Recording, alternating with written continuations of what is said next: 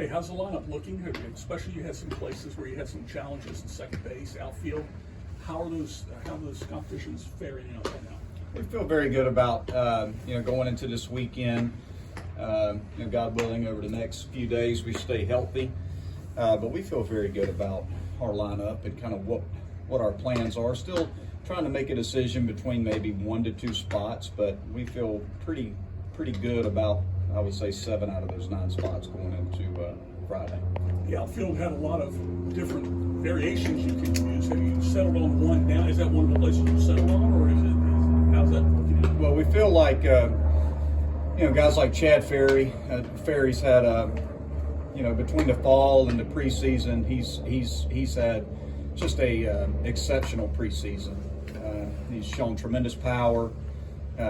He's hit for an average, been able to get on base.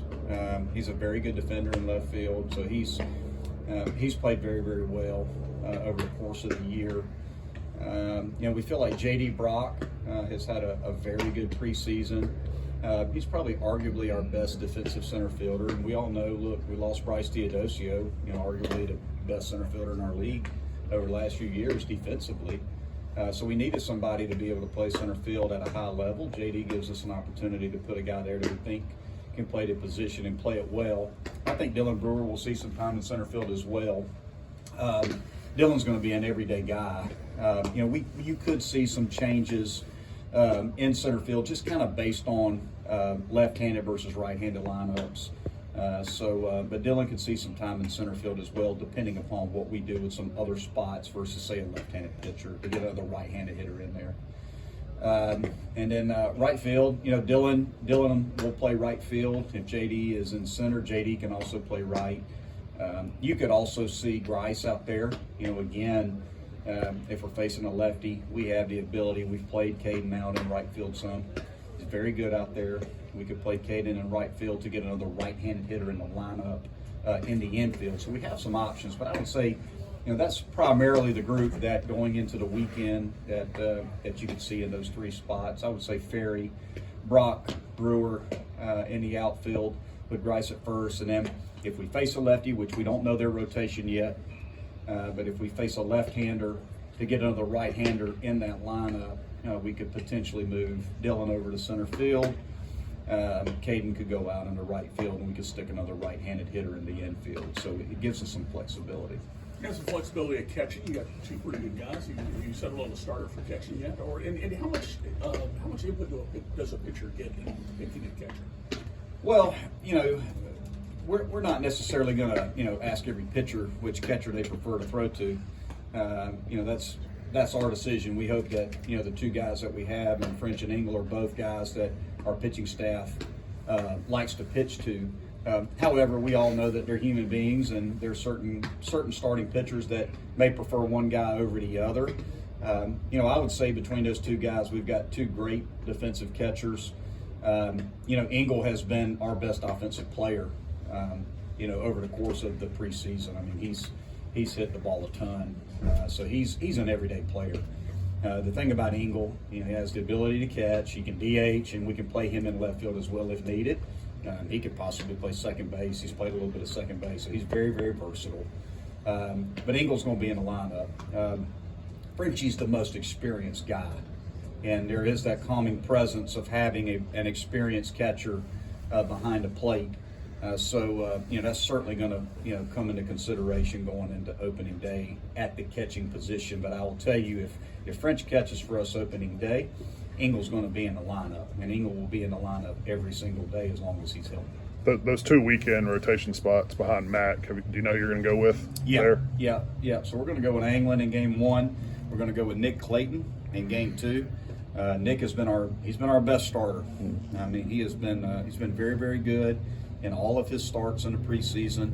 And then on Sunday, we're going to go with Nick Hoffman. So we feel like we want to go with our veterans. Those guys have thrown the most innings for us outside of Gilbert, and we'll use Gilbert out of the bullpen because we need that strong left-handed presence out of the bullpen, and Jeff's a guy that has done it.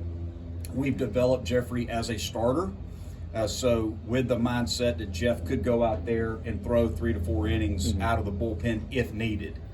So we've built him to be a long reliever, sort of a piggyback option behind one of those starters, or be able to use him multiple times over the weekend. So that's our plan. What's Hoffman done to sort of get that Sunday spot for now? Well, just look at his numbers. His numbers. He's one of the best pure strike throwers in the league. I mean, his command is exceptional. He doesn't walk anybody, and on Sunday, that's a pretty calming presence to be able to run out there as a Sunday starter. You know that he is going to fill up the strike zone and pitch to contact, and has the ability to get you deep into the game. If you recall, he pitched a complete game against Boston College last year. He started for us. He's pitched long relief, and he's also closed. So he's very, very experienced, and he's been through it. So we feel like going into week one, we wanted guys with stripes on their sleeves to go out there and start for us, and feel like those are the best 3 guys for those spots. Monte, how would you compare the depth both on the mound and in the lineup right now to last season? I feel like we're deeper. I feel like we have more quality options in all categories. Now, last year we got hit a little bit early in the season with injuries. Sharp and Askew and even England. Those guys. All 3 of those guys experienced time off. A big part of that is just going to be luck. We have to be a little bit lucky when it comes to staying healthy. As we sit here right now, we're pretty healthy. We have a majority of our roster is available and ready to go. We have a couple guys out, but for the most part, you're more than likely you're not going to throw more than 8 to 10 guys on the weekend. If you're pitching more than 8 to 10 guys on the weekend, you're in trouble. So we feel like we're going to be able to run 8 to 10 quality arms out there over the course of the weekend. And from a lineup perspective, we feel very good. Probably, I would say 6 to 7 of those guys are going to be everyday guys, and we do have some platoon options, whether we face a lefty or righty, in 2 to 3 of those spots. Who's aside from Will Taylor, who are some of the guys that are digging up or trying to get back to the first? Well, the only guy right now, going into the weekend, is Rob Hughes, a veteran reliever for us. He's out right now, and we're not quite sure how long he's going to be out. I think we'll know more possibly in the next few days. So right now, Rob is out for the weekend. Besides that, we expect, outside of Will, obviously, we expect everybody else to be healthy and ready to go. What about the closer spot? Ryan Ammons will close the game for us in the 9th inning. He's been just, again, absolutely dominant throughout the whole course of the season. So he'll be the guy that gets the ball in the 9th inning in a safe situation. Another guy that could be in that mix too, if we use Ryan. Again, look, we're going to try to win game 1. So, if Ammons, goes out there, if we have to use Ryan, say, for instance, in the 8th and the 9th, and he's not available, another guy that could be in the mix would be like an Alex Edmondson, Casey Talent, who's a true freshman, has been awfully good. Jay Dill, another freshman's been up to 95, 96 as a power arm. But Ammons will get the ball at the end of the game, in a safe situation. Hey, so we're going to be on this first game. You've got a heavy schedule this year. Yeah. What do you say about looking ahead, and what kind of challenges do you see with this heavy schedule? Well, I think we want to challenge our club. I think that's part of coaching at Clemson University, and is part of the selling point that we sell to every kid that we recruit to come to Clemson is we're going to play the the best there is out there. We play in the ACC and play South Carolina. You look at our non-conference series, and you look at our midweek games. We want to challenge our club. We want our club to be prepared when they get to ACC play, and as the season goes on, we want to make sure that our guys have seen everything that they're going to see from a quality competitive standpoint, as the season progresses, and we're ready. How big of an addition is Matt Heath to your coaching staff? You can't put a value on it. Again, he's one of the best baseball minds that I've ever come across. I've worked with him, hand in hand for many, many years at Charleston, and He does a very good job of trying to assist us as coaches with some of the decisions that we have to make. But Matt's one of the best baseball minds in the country, and if anybody's ever spending time with him, will be able to tell you that. So just having him by my side, being able to help me with decisions on personnel and lineups and pitching decisions and things of that nature, it's been awesome to have him. I guess other than catcher, what are some positions you're still sort of evaluating in terms of who might start? Quite honestly, I mean, the only positions I would say would be catcher and second base. Those are the two probably biggest battles right now. And we feel like Frenchie and Engel, there's a case to be made for both guys behind the plate. And second base, you got Tyler Corbett, who's a veteran, a veteran who has always been a performer, and Blake Wright, who's a very good player as well. And they both bring different strengths to the table on the offensive end and defensive side. How much of a mystery is Indiana, just in terms of their pitching staff? I think they've had turnover a bunch from last year. How much do you know about it? Well, they're going to be very well coached, and they recruit very well. So that's what we know. So, I mean, bottom line is you look at the staff, you look at the numbers from last year, and yeah, they lost some guys, but, they pitch very, very well. So, typically in programs that pitch very well, there's an expectation that you pitch well. I wouldn't expect there to be any drop-off. I mean, depending on what they do, and look, they haven't announced a rotation, but their Friday night guys considered, I think, the number 3 prospect in their league. I don't have that in front of me. But, he's considered, a very high draft pick. So, I mean, he's a big, tall righty. Going to be 90 to 95 with a power slider, and he can throw up to 86 miles an hour. So, I mean, he's very, very tough to hit for right-handed hitters. So, they've got a quality pitching staff, and bottom line is when you run a staff out there that's got depth and got talent, that's going to make it tough on any club. So, they're going to be a tough club. There's no doubt about it. How important is this series do you feel like, just coming off of last season, just a stat getting off the right foot? Well, I mean, again, we've talked about last season ad nauseum. We've talked about it over and over and over. Last season. We're focusing on this season. So, regardless of last season, we've moved on from last season. We're trying to get ready for Indiana with this team, with this group. I feel like our guys are as prepared as they can be going into the weekend.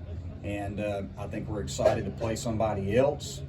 We've been blessed with good weather to be able to enter squad as much as possible and get plenty of at-bats and get plenty of work on the mound, plenty of defensive reps. And I feel like our guys are ready to go and excited about the opportunity to compete against a really good club in Indiana. And look, it's always, everybody knows, that bitter taste in your mouth from last year. I don't mean to just push it to the side. We all know that, but it's not something that we talk about. That we've talked about that again a lot.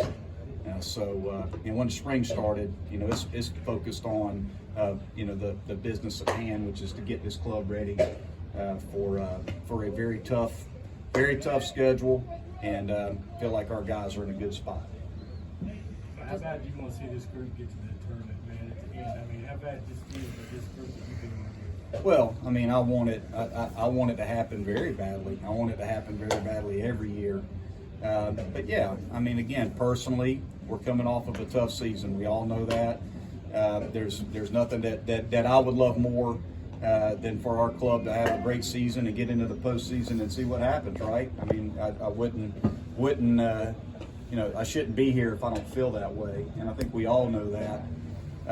But I don't make it about me, quite honestly. These are not things that I talk about with our club. My job as the head coach is to try to prepare the players and make it about the players. So I don't necessarily talk about, those types of things with our guys. I'll talk about the expectations of the program and what it takes to prepare a team to play at a high level. So those are the things that I primarily focus on, is trying to serve the players. We have time for one more question. This off season, is it getting more back to like the off season of 2019, or you still have challenges, and how have you overcome those, and how's it changed you in coaching? That's a good question. I think that look, we all experienced a COVID season in 2020 where we played 17 games, and then again in the 21 season there was a lot of challenges just in regards to use of facilities and social distancing and testing and COVID and all of that. And knock on wood, we feel like it's getting better, right? And we hope that it continues to get better. I think the most exciting thing about it is we're going to have a great crowd here. People being able to come and support the program and having the freedom of being able to watch a baseball game in a less restrictive environment than we've had in the past. And I think that the appreciation of that from the players and from the coaches of just being able to do what we do is in a more normal setting, I think is a blessing. So it's just one of those things that we're grateful for. All right. Thank you, Coach.